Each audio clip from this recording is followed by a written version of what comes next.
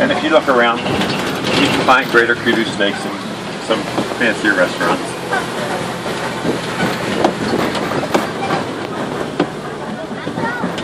We're approaching the Safi River, so keep your eyes open. Be on the lookout for hippos.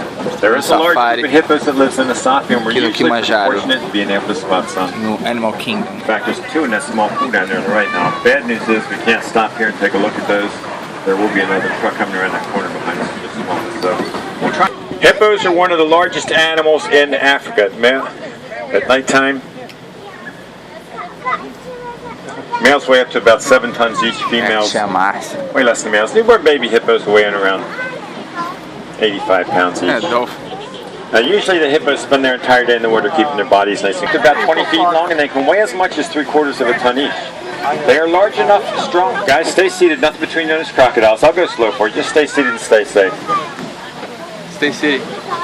They're large enough, strong enough, and powerful enough that they can bring down big game animals like the zebra and the wildebeest. And when they do bring them down, they have enough strength in their jaws that they can crush the bones of their prey animal. They're cold-blooded animals because their bodies heat up one day, you see them laying up in the banks with their mouths about half open. They do that to help regulate their body temperature. They're for food. Estamos entrando na savana. The rainy season starts in South Africa around the end of September or early October. And that's when the succulent species like the baobab leaf out and green up, but when they do leaf out, they have a short 2 to 3 months to complete their active growth for the year before growing dry out and they become dormant all over again. I did see wildebeest and giraffe off in the distance. We'll try and catch up and get a look at those. And as hard as concrete. Elephants when they're worn down by the elephants. Antelope stand on top of them to look for predators hiding in the tall grass. Termite mounds are made up of nothing more than earth.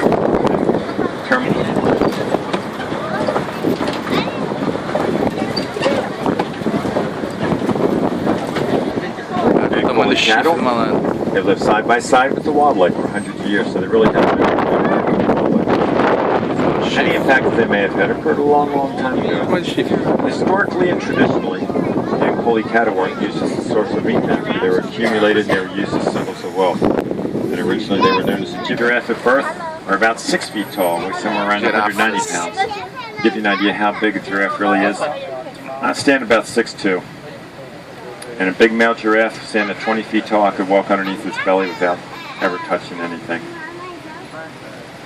The gray antelope off to the right, those are white-bearded wildebeest. And wildebeest take part in one of the largest animal migrations still to occur in the US today. About as much as 6 tons each. Females weigh less than the males, and newborn baby elephants weighing around 300 pounds. Both male and female African elephants have tusks.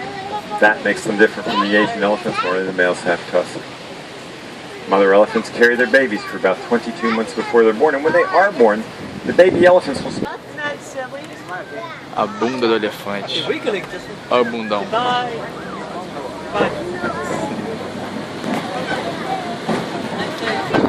Tá passando pelo rio. Not bad. Still not bad.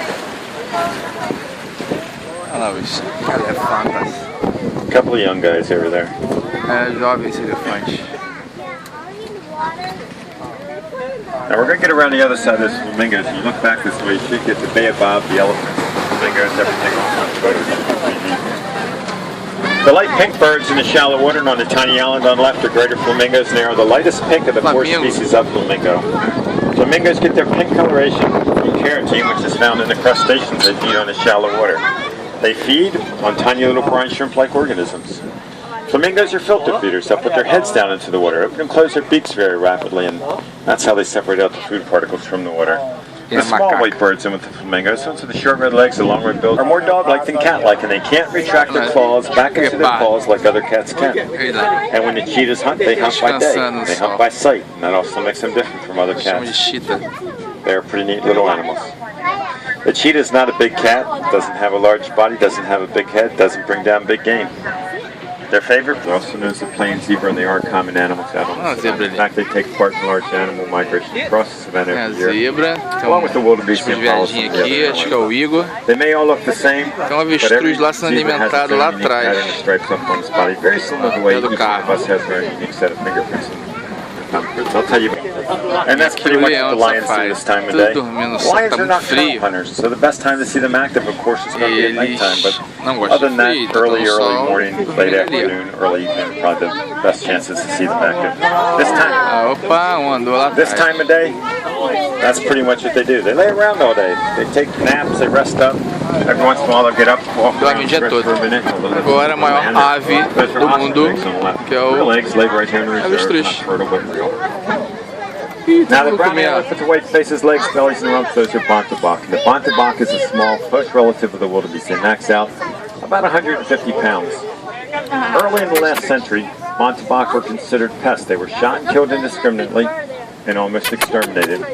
When they were threatened with extinction, it was some of the local farmers who brought a few bontebok into their pet zoos and private game ranches in the U.S. alone. In the wild they inhabit the Sahara Desert region of northern Africa, and their original range extended a little bit beyond the Sahara.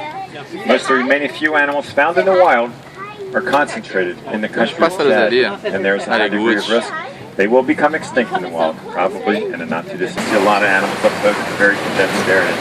There's a Pangani forest trail right there in Africa, right by the Exodus Safari.